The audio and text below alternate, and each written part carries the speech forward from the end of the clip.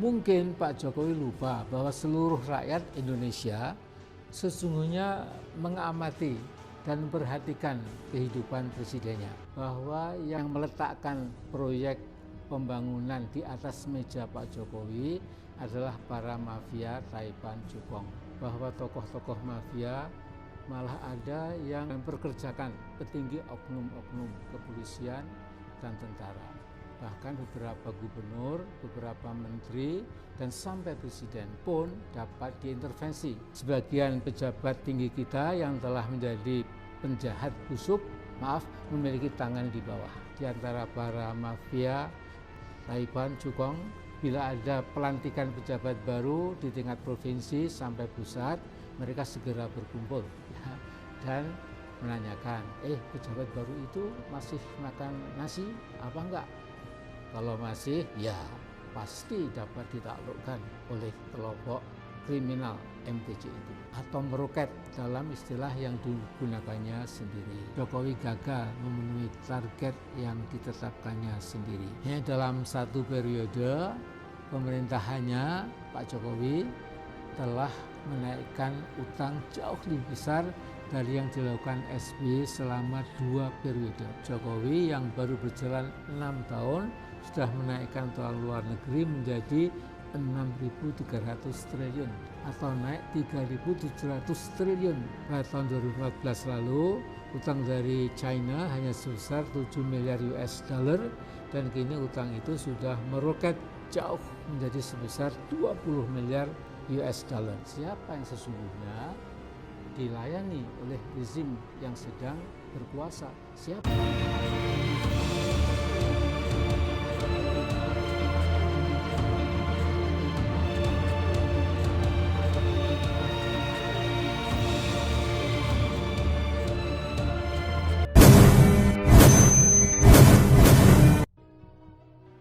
Kita mulai lagi, masalah ke-6, tunduk pada mafia Taipan dan Cukong. Ada kelakar politik yang terdengar sangat sinis supaya RI Republik Indonesia diganti menjadi RMI Republik Mafia Indonesia atau diganti jadi Republik Taipan Indonesia RTI atau Republik Cukong Indonesia RCI. Alasannya karena kelompok mafia di hampir seluruh kehidupan nasional telah menancapkan taring berbisanya. Peran mereka makin lama makin kuat sehingga pemerintah yang memiliki angkatan darat, laut, udara, serta Polri dan lembaga-lembaga penegak hukum lainnya seperti Kejaksaan Agung dan Mahkamah Agung tidak bisa lagi bebas dalam membela kepentingan bangsa atau rakyat karena selalu ada intervensi para mafioso, para Taipan dan para Cukong. Saudaraku, seorang pengamat dunia mafia menyatakan bahwa fokus tunggal mafia hanya satu saja, yaitu uang. The mafia at its core is about one thing, money. Mafia adalah sebuah kelompok pelaku kejahatan yang terorganisir secara rapih dan melakukan apa saja, mengancam, menteror, membunuh, tapi juga menipu, menfitnah, dan selalu bersembunyi atau terang-terangan menyatu di sel-sel kekuasaan sebuah rezim untuk meraih tujuannya. Para mafioso itu kadang berlindung dan dilindungi oleh kekuasaan, tapi tidak jarang sebaliknya dapat mendikte kekuasaan supaya meloloskan berbagai rencana jahat mereka di banyak kehidupan nasional. Saudaraku, di depan kita banyak contoh bahwa tokoh-tokoh mafia malah ada yang memperkerjakan petinggi oknum-oknum kepolisian dan tentara. Bahkan beberapa gubernur, beberapa menteri, dan sampai presiden pun dapat diintervensi oleh para mafia itu. Di negara kita, di mana demokrasi telah ditenggelamkan oleh para pendukung otoritarisme, maka sebagian besar rakyat bertanya-tanya, siapa yang sesungguhnya dilayani oleh rezim yang sedang berkuasa? Siapa? Sebagai misal, Beranikah KPK yang dipuji-puji rakyat menyeret tokoh-tokoh mafia yang sudah berhasil menghancurkan ekonomi, sosial, dan politik bangsa kita? Berani nggak kita? Jawabannya tidak. KPK apalagi sekarang hakikatnya bukan saja menghalangi penegakan hukum, tetapi telah meremuk redamkan hukum atau destruction of justice seperti telah disinggung di atas. Bila kita jujur, malah Presiden sendiri punya andil paling besar dalam melakukan destruksi hukum tersebut. Salamuddin Daeng berdasarkan pengamatannya sebagai seorang ekonom bahwa yang meletakkan proyek pembangunan di atas meja Pak Jokowi adalah para mafia Taipan Cukong. Proyek tax amnesty misalnya, katanya dirancang justru oleh para mafia Taipan Cukong agar dapat membawa pulang uang haramnya ke Indonesia dengan bebas, tentu karena sudah menyelesaikan tanda petik ya, aturan pengampunan pajak abal-abal seenak sendiri, uang mereka jadi bersih. Bahwa proyek tax amnesty itu kini sudah gagal tidak jadi persoalan bagi kelompok kriminal mafia Taipan Cukong itu. Mas Hersubino Arif misalnya, seorang wartawan senior menengarai tatkala rakyat banyak mengkis artinya Senin Kemis ya, menghadapi ekonomi yang sangat sulit dewasa ini, banyak dari kelompok mafia Taipan Cukong yang justru menggaruk ikan di air keruh. Tidak terlintas sedikit pun di benak mereka para bandit MTC itu ya, untuk membantu meringankan beban kehidupan rakyat yang sudah sangat berat, sangat kritis. Namun banditisme kelompok MTC itu bisa menggilas hampir semua program pembangunan yang telah dirancang di atas kertas cukup bagus. Gara-gara sebagian besar wakil rakyat di DPR hakikatnya bersekongkol dengan para bandit itu. Hersubino Arif menyitir mendapat Ketua MPR Mas Bambang Susatyo.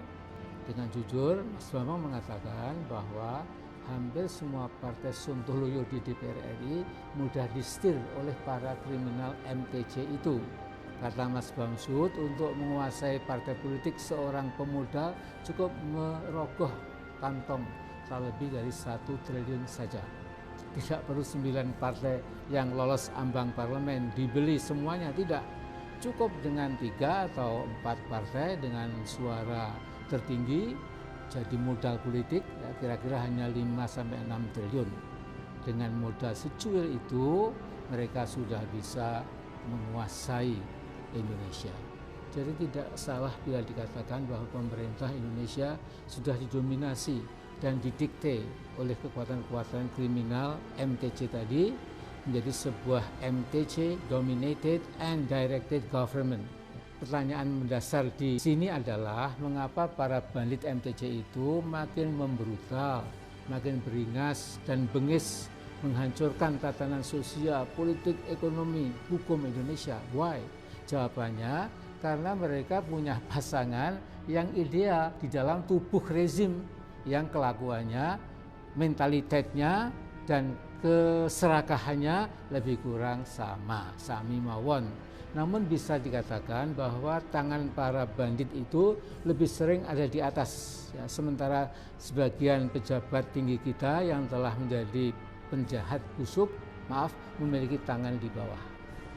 Dengan kata lain, yang mengatur hampir di segala kehidupan nasional kita adalah para bandit MTC itu.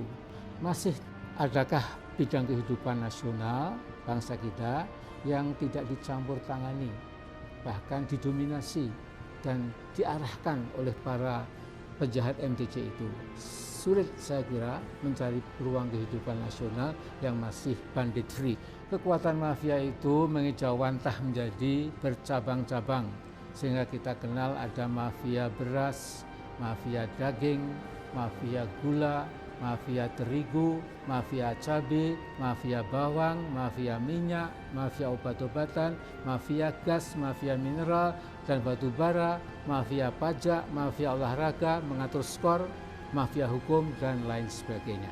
Jenderal Polisi Purnawirawan Budi Wasiso, tokoh kepolisian yang dihormati dan disegani oleh masyarakat luas karena integritasnya, mengatakan bahwa mafia beras sulit diberantas karena mafia beras bersembunyi di proyek-proyek pemerintah. Beliau menerangkan ciri mafia adalah mencari peluang terus-menerus. Sebagai misal, program bantuan pangan non-tunai yang dimaksudkan untuk menolong rakyat kecil, rakyat miskin juga diintervensi, dimanfaatkan oleh kelompok-kelompok mafia itu. Saudaraku, ada semacam cerita yang sudah klise di antara para mafia Taipan, Cukong. Bila ada pelantikan pejabat baru di tingkat provinsi sampai pusat, mereka segera berkumpul dan menanyakan, pejabat baru itu masih makan nasi apa enggak? Kalau masih, ya pasti dapat ditaklukkan oleh kelompok kriminal MTC itu. Bayangkan ada beberapa petinggi Polri yang memungkinkan buronan Joko Chandra keluar masuk negara kita Indonesia sesuka hati. Atau gubernur Jakarta yang dulu jadi harapan rakyat, kini melakukan langkah sangat gegabah. Misalnya surat IMB diterbitkan untuk Pulau D yang membolehkan terus diselesaikannya 932 gedung yang masih terbengkalai dan sekian ratus rukan dan rumah tinggal. Jadi kampanyenya dulu sudah dilupakan dan dengan logika abal-abal mencoba membela diri bahwa yang dilakukan bukan reklamasi. Dengan berbagai dalih, gubernur yang dulu dijadikan Mendiknas berkat ikhlas membawa tas Pak Joko Widodo dan menyerang Prabowo waktu itu, bahwa Pak Prabowo sebagai capres didukung oleh mafia, ternyata dia sendiri yang kini membungkuk di depan kekuasaan MTC itu. Nah, semoga dia dapat sadar kembali. Insya Allah saya masih punya harapan. Dari apa yang kita lihat dan dengar dari banyak medsos maupun media mainstream, hampir bisa dipastikan bahwa Jokowi tidak lagi punya taring menghadapi kedikdayaan political cabal dan economic cabal di negara kita. Aksiden kebakaran misalnya dan pembalakan hutan dan lahan di zaman Pak Jokowi adalah yang paling parah. Berkali-kali lurah Indonesia ini mengancam supaya MTC yang membalak dan membakar hutan sampai jutaan hektar harus segera ditangkap dan diberi hukuman berat. Kenyataannya ancaman itu dianggap gertak sambal yang sama sekali tidak pedas, tidak ada pelaksanaannya. Ratusan oknum MTC itu mungkin tertawa sambil mengirim signal ke istana bahwa sumbangan finansial mereka tatkala Pak Jokowi ikut Pilpres tentu tidak dapat diremehkan. Yang dapat dilakukan oleh Pak Joko Widodo karena itu ya hanyalah merasa jengkel dan marah-marah. Tetapi tidak menutup kemungkinan bahwa marahnya Pak Jokowi hakikatnya sebuah aksi teatrikal. Ini mungkin dari berbagai jenis mafia yang paling perkasa dalam melipat-lipat penegakan hukum adalah tentu saja mafia hukum.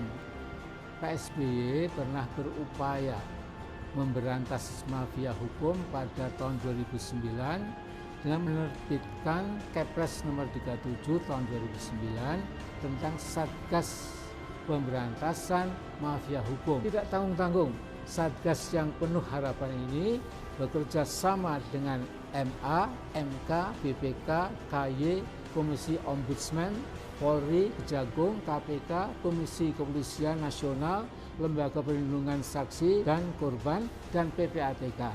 2 tahun kemudian, Satgas yang awalnya mencorong itu dinyatakan bubar. Tidak perlu diteruskan lagi. Sudah tentu para kriminal MTC bergembira ria karena ternyata kekuatan mereka lebih besar dan lebih menentukan daripada pemerintah sendiri. Di zaman Pak Jokowi, keperkasaan MTC semakin sulit dibendung. Mengapa? Karena keakraban Jakarta-Beijing juga semakin kuat. Sebagai contoh, para bandit MTC itu, kata seorang pengamat terutama di bidang pangan, terbagi menjadi kelompok samurai dan naga. Oleh para bandit samurai dan bandit naga itu, kata sang pengamat, pemerintah dijadikan semacam cecunguk saja. Kasar sekali istilahnya. Pemerintah tidak berdaya karena mereka mempraktekkan permainan kartel MTC itu. Saudaraku, mari kita lanjut ke masalah nomor 7, yaitu nepotisme tanpa etika. Masih segar dalam ingatan kita bahwa gerakan reformasi sekitar 2 dasawasa lalu adalah niat kuat dari sebagian besar anak bangsa untuk menghilangkan nepotisme. KKN yaitu korupsi, kolusi, dan nepotisme. Jadi musuh bersama sebagian besar rakyat. Akan tetapi nepotisme dan juga gaya serta budaya feodal dalam puluhan tahun terakhir masih saja berlangsung, dan di zaman Orde Baru dikenal istilah sarkastik bahwa AMPI mendominasi kehidupan politik masyarakat kita. Anak, menantu, ponakan, istri, dan ipar ada di dalam lembaga legislatif maupun lembaga eksekutif. Nah, sekarang kita lihat banyak gubernur, wakil wali kota, dan bupati ketika menjelang turun sesudah 2 periode jabatannya segera menyiapkan salah satu AMPI-nya agar meneruskan jabatan yang segera ditinggalkan. Tidak bisa tidak, untuk mencapai tujuannya mereka harus melakukan political buying, membeli politik yang mencapai miliaran rupiah. Mereka tidak punya rasa malu dan tidak merasa bersalah untuk terus melakukan korupsi politik. Karena itu Nabi SAW pernah bersabda, bila engkau tidak lagi punya rasa malu, lakukan apa saja yang kau suka. Ki Hajar Dewantara merumuskan sasandi kehidupan seseorang pemimpin. Yang pertama, ing ngarsa sung tulodo. Yang kedua, ing madya mangun karso. Yang ketiga, tut wuri handayani. Pemimpin berada di depan harus memberikan keteladanan, di tengah menggerakkan kerja kreatif, dan di belakang mendorong kemajuan penuh wibawa. Sayang sekali Pak Jokowi seringkali menampakkan aslinya yang ternyata menyukai gaya feodal dan juga gaya otoriter di dalam politik. Mungkin Pak Jokowi lupa bahwa seluruh rakyat Indonesia sesungguhnya mengamati dan memperhatikan kehidupan presidennya. Jokowi membuat kejutan ketika usai dilantik jadi presiden pada 20 Oktober tahun 2014, dia melakukan kirap dengan mengendarai kereta kencana dari Bundaran HI menuju istana. Ribuan pendukungnya mengelu-elukan sepanjang jalan. Kereta kencana tentu berbau sok keraton dan sok kerajaan. Juga ketika mengadakan pesta perkawinan anak perempuannya dengan pemuda Medan, diselenggarakan pesta perkawinan 3 hari 3 malam. Aturan Menpan dan reformasi birokrasi yang berisi larangan menggelar resepsi pernikahan secara mewah dan yang diundang tidak boleh melampaui 400 orang itu dilanggar dengan tenang dan nampak seperti tidak ada apa-apa, karena aturan itu nampaknya tidak berlaku bagi Bapak Presiden. 7 kereta kencana, 14 kuda poni, 23 sais atau kusir, dan kru didatangkan dari Keraton Solo. Tamu yang diundang 8.000 orang, 20 kali lebih banyak yang diperbolehkan oleh pemerintah sendiri. Pesta mewah yang pasti menghabiskan uang miliaran dan sumbangan dari para pengusaha dengan cara yang tidak terdeteksi oleh KPK merupakan keteladanan yang sungguh buruk dari Pak Jokowi. Pak Jokowi lupa asal-usul saya kira. Saudaraku, mari kita lanjutkan masa ke-8, yaitu ekonomi kita semakin suram.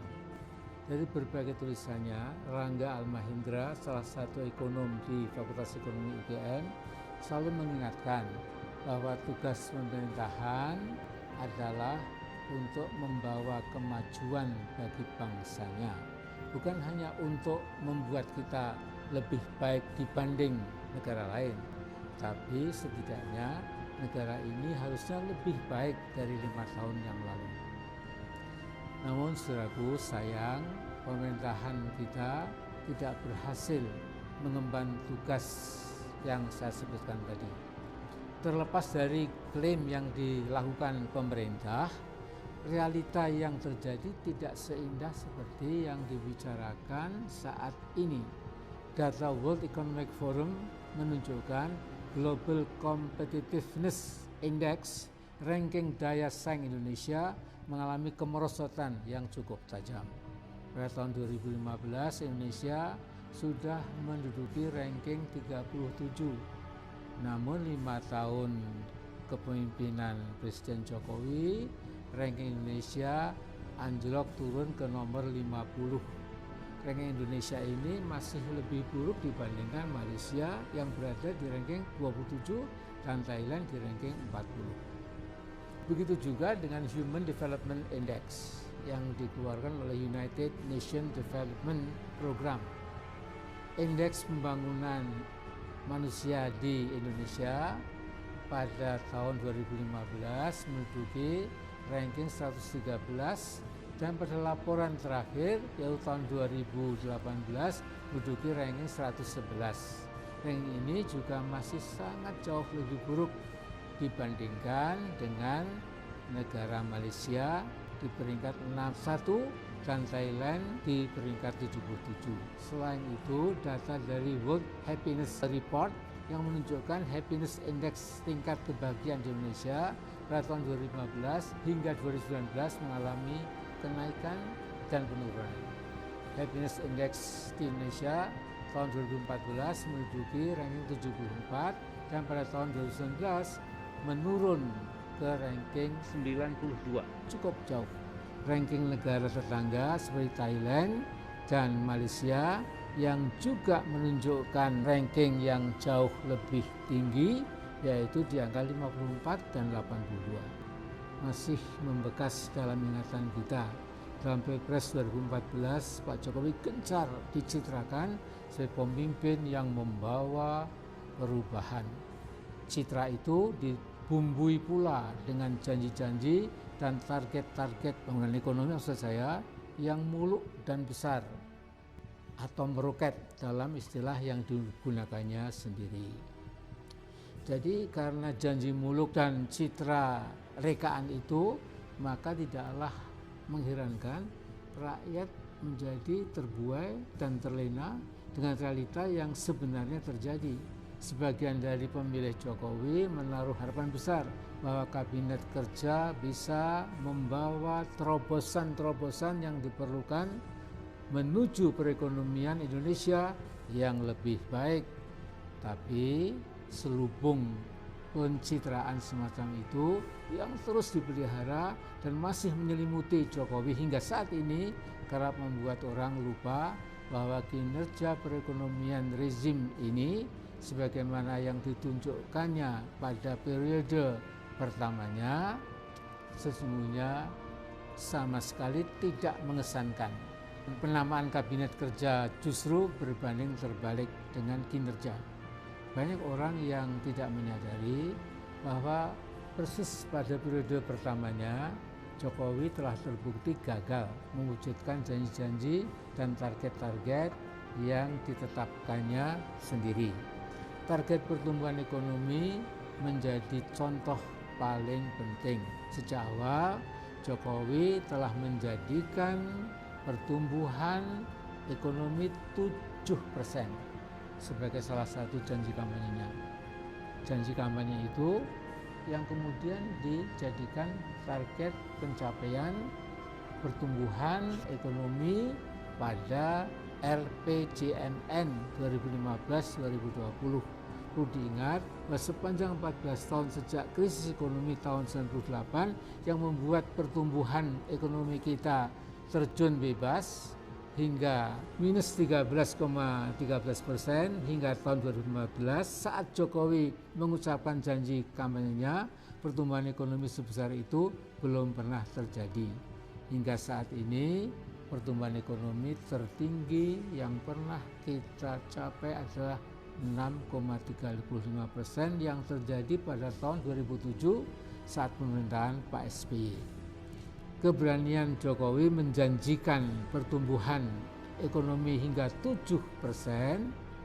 bagi sebagian orang mungkin dianggap sebagai sebuah bentuk kepercayaan diri dan tekad yang menimbulkan harapan. Namun saudaraku, pada akhirnya itu hanya menjadi fata morgana dan ilusi yang membutakan. Pada kenyataannya, pada tahun pertama pemerintahannya di tahun 2015, tingkat pertumbuhan ekonomi kita justru anjlok menjadi hanya 4,79%. Meleset jauh dari target yang dijanjikan dan bahkan merosot dari tingkat pertumbuhan ekonomi tahun sebelumnya yang sebesar 5,02%. Kegagalan memenuhi target itu terus berulang tahun demi tahun sepanjang 5 tahun periode pertamanya. Dalam urusan pertumbuhan ekonomi, prestasi terbaik yang bisa diraih oleh Pak Jokowi adalah 5,07% yang dicapainya pada tahun 2017. Akhir cerita, pada tahun 2019 Jokowi menutup periode pertamanya dengan nilai pertumbuhan ekonomi hanya 5,02% saja.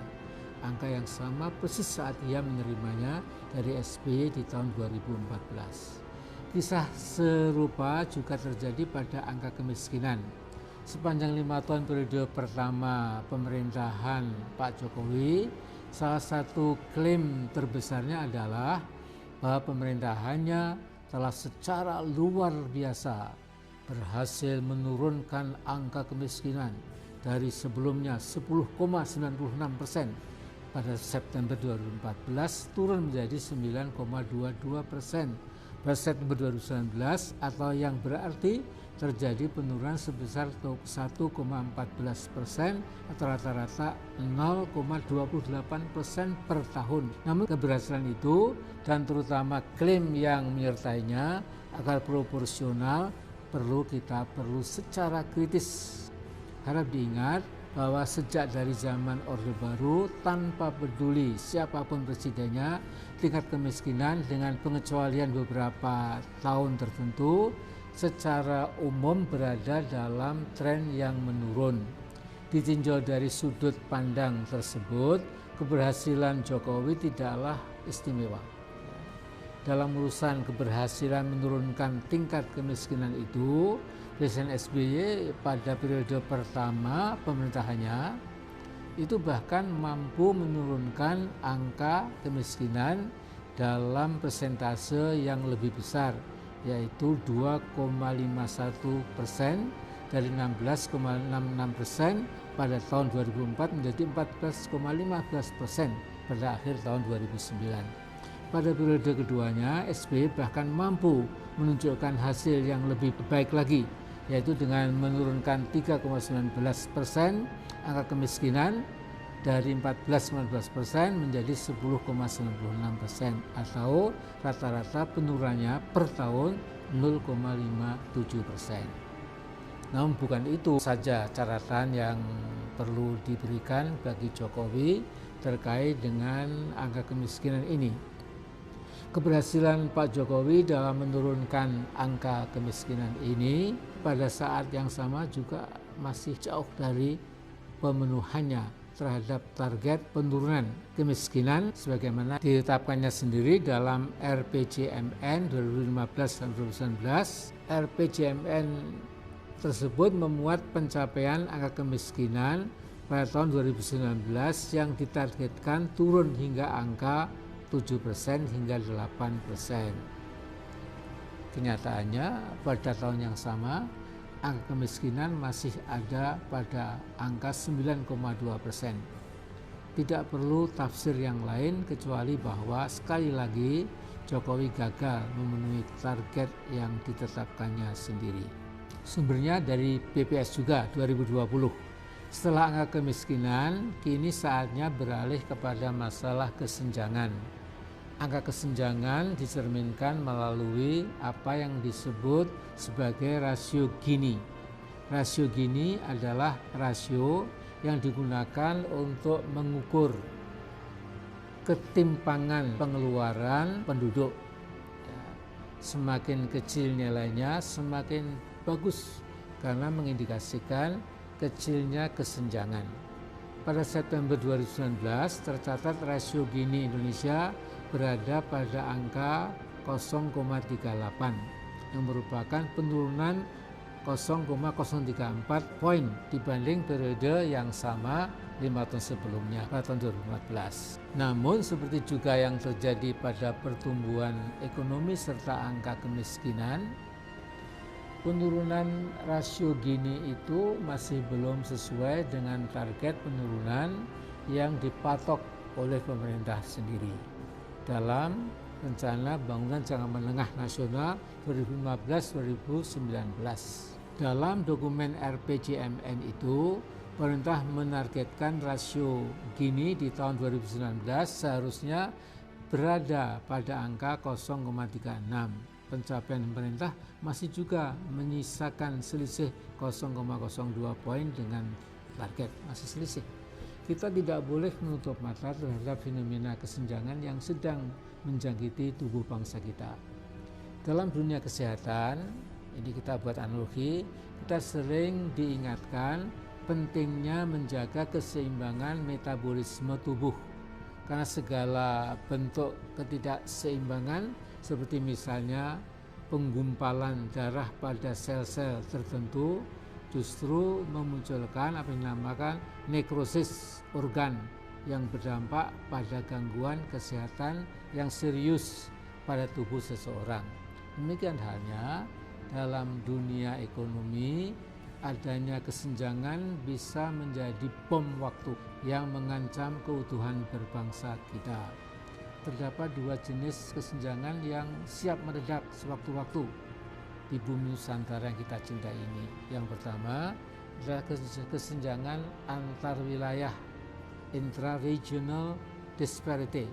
Bisa kita lihat dari timpangnya pusat dan daerah dari segala aspek kehidupan. Data BPS menunjukkan 80% dari PDB Indonesia didominasi oleh provinsi di kawasan barat.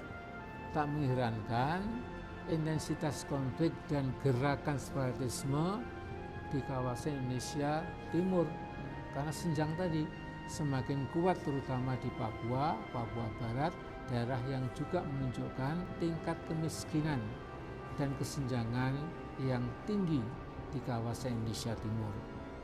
Masih dari data BPS menunjukkan Provinsi Papua memiliki angka kemiskinan tertinggi 28% dan angka kesenjangan Gini mendekati 0,4. Yang kedua dan tak kalah mengkhawatirkan adalah kesenjangan di dalam wilayah intraregional disparity. Karena kesenjangan ini yang paling kasat mata dan paling mudah kita saksikan dalam keseharian di sekitar kita. Rasio Gini terbesar masih disumbang oleh penduduk perkotaan, yang artinya ketimpangan yang terjadi dijumpai dalam jumlah terbanyak di daerah perkotaan. Paradoks ketimpangan yang merata hampir di seluruh kota di Indonesia. Kegagalan pemerintahan Jokowi pada periode pertama untuk mencapai target yang ditetapkannya sendiri sekali lagi terjadi juga pada indeks pembangunan manusia. Dalam dokumen RPJMN 2015-2019, pemerintah menargetkan IPM akan dapat mencapai 76,3 poin pada 2019. Nyatanya IPM kita pada tahun 2019 hanya berhenti pada angka 71,9 poin saja. konsisten dengan data Human Development Index yang dikeluarkan UNDP. Tingkat kualitas hidup masyarakat Indonesia terhitung sangat rendah relatif dibandingkan dengan negara-negara tetangganya. Masya Allah. Bertolak belakang dengan pernyataan berbagai pejabat negara yang kerap kali menggunakan terma-terma tertentu yang mengarahkan kita kepada kesimpulan bahwa walaupun banyak aspek dalam pembangunan perekonomian gagal dalam mencapai target, namun perekonomian kita masih aman. Perekonomian kita berjalan stabil. Cukup melalui statistik sederhana sebagaimana yang dikemukakan di atas, kita dapat dengan segera menyimpulkan bahwa perekonomian kita berjalan dalam stagnan. Ironinya, stagnasi dalam perekonomian nasional justru terjadi di atas latar di mana Jokowi melakukan pembangunan infrastruktur secara besar-besaran. Pembangunan infrastruktur yang masif ternyata tidak memberi dampak kepada pertumbuhan ekonomi, mengingat bahwa pertumbuhan ekonomi bergerak landai pada kisaran hanya 5% saja sepanjang 5 tahun periode pertama Pak Jokowi. Pembangunan infrastruktur tersebut bahkan juga tidak berdampak signifikan kepada peningkatan ekspor manufaktur yang semestinya mendapatkan manfaat terbesar dari infrastruktur tadi. Salah satu alasan dasar bagi segala pembangunan infrastruktur tersebut adalah sebagai upaya untuk menekan biaya logistik sehingga pada akhirnya terjadi peningkatan ekspor yang berasal dari industri manufaktur. Namun nyatanya bertolak belakang dengan target pertumbuhan industri manufaktur sebagaimana yang tertuang dalam RPJMN 2015-2019 yang tumbuh 8% hingga akhir pemerintahan periode pertamanya Pak Jokowi. Pertumbuhan industri manufaktur terus berada di bawah angka 5%. Hal itu melengkapi kabar buruk lain yang datang dari perdagangan ekspor impor Indonesia, di mana sepanjang tahun 2019 Indonesia mengalami defisit sebesar 3,2 miliar dolar AS. Jadi lebih baik memang dari tahun sebelumnya di mana neraca perdagangan mengalami defisit yang lebih dalam, yakni 8,57 miliar dolar Amerika Serikat. Nah, sulit untuk mengelak dari kesimpulan bahwa pembangunan infrastruktur yang masif oleh pemerintahan Pak Jokowi yang diselenggarakan di atas utang pemerintah berjalan secara tidak efektif. Target pertumbuhan ekonomi maupun target-target lainnya seperti penurunan tingkat kemiskinan dan kesenjangan gagal tercapai. Bahkan argumen utama bagi pembangunan infrastruktur seperti pertumbuhan industri manufaktur pun juga luput dari capaian. Demikian pula neraca perdagangan antara ekspor dan impor yang juga mengalami defisit. Pada bulan Januari 2020 saja BPS mencatat neraca perdagangan kita Indonesia itu mengalami defisit sebesar 870 juta dolar AS. Defisit tersebut disebabkan posisi neraca ekspor sebesar 13,41 miliar dolar AS lebih rendah dari neraca impor yang mencapai 14,88 miliar dolar AS. BPS mencatat ekspor non-migas per Januari 2020 mencapai 12,61 miliar dolar AS atau turun 5,33% dibandingkan Desember 2019. Barangkali salah satu legacy Jokowi yang akan selalu diingat adalah meroketnya utang luar negeri kita. Belum ada satupun presiden Indonesia pasca reformasi yang mampu mengunggulihi pemerintahan Pak Jokowi dalam laju dan besarnya utang luar negeri yang dibuatnya. Dalam satu periode pemerintahannya Pak Jokowi telah menaikkan utang jauh lebih besar dari yang dilakukan SBY selama 2 periode. Selama 10 tahun berkuasa, SBY menaikkan nominal utang dari 1.299,5 triliun rupiah pada tahun 2004 menjadi 2.608 triliun pada 2014 atau naik 1.308,5 triliun.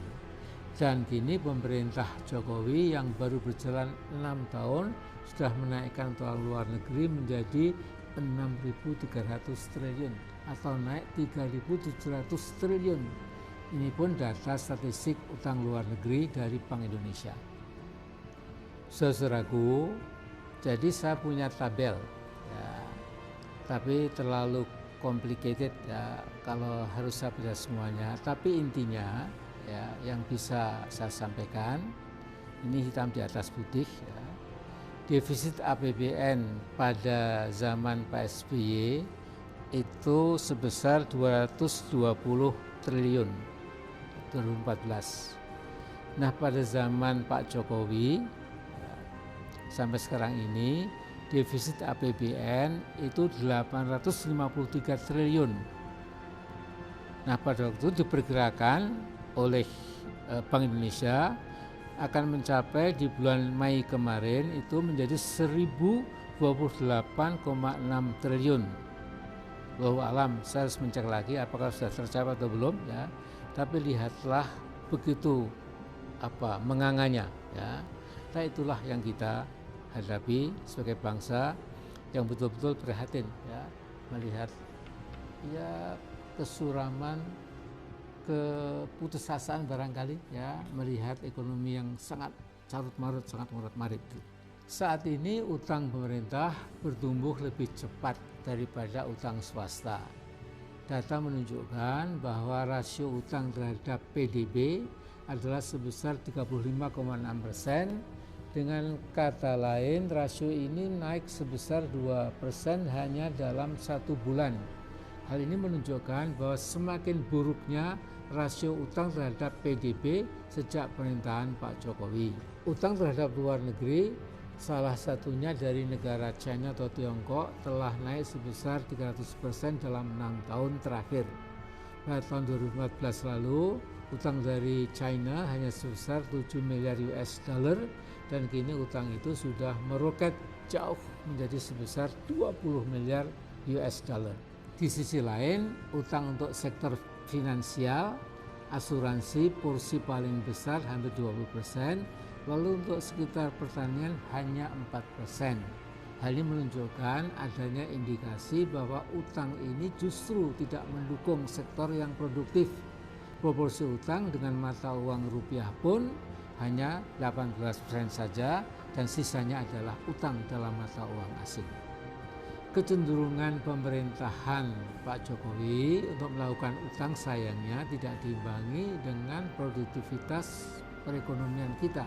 Tidak efektifnya utang yang terus menggunung pada masa Jokowi ini terindikasi dari laju utang luar negeri yang terus bertambah seperti bola salju, namun tidak memberi dampak pada pertumbuhan ekonomi yang kita harapkan, yang tetap saja stagnan pada angka 5% atau bahkan kurang. Kinerja BUMN pun juga terus memburuk seperti Garuda, PLN, dan ditambah dengan banyaknya korupsi di perusahaan konstruksi. Hal ini membuat dampak pada mahalnya biaya pembangunan jalan tol dan infrastruktur yang lain-lain. Faktanya yaitu biaya pembangunan infrastruktur di Indonesia senilai $2.150 atau 30 juta rupiah per meter persegi. Padahal di Filipina, negara yang laten dengan keterbelakangan seperti Indonesia, biaya pembangunan infrastruktur hanya $1.150 per meter. Ini sumbernya dari Asian Infrastructure Finance 2019. seperti halnya proyek pembangunan jalan tol di ruas tol Pejagan ya, hingga Pasuruan sepanjang 626 km hanya mencapai 68 triliun. Rata-rata biaya pembangunan tol ini senilai 108,4 miliar rupiah per kilometer. Itu pun di luar biaya pembebasan tanah. Dan biaya pembangunan tol termahal mencapai 143 miliar per kilometer, yaitu pada pembangunan tol Probolinggo-Banyuwangi. Semua ini menunjukkan bahwa birokrasi kita telah menjadi sebuah kleptokrasi, yaitu birokrasi para maling yang sangat akrab, santai, dan menikmati korupsi. Utang luar negeri yang demikian besar, saudara-saudaraku, tentu saja merupakan beban yang harus ditanggung oleh negara. APBN 2020 yang disusun sebelum pandemi COVID-19 telah mengalokasikan sebesar 295,2 triliun hanya untuk membayar bunga utang saja, sehingga praktis kita berhutang hanya untuk membayar bunga utang. Saat ini kita menghadapi ujian besar pandemi COVID-19. Kita tentu menyadari bahwa pandemi COVID-19 ini bukan lagi sekedar masalah kesehatan.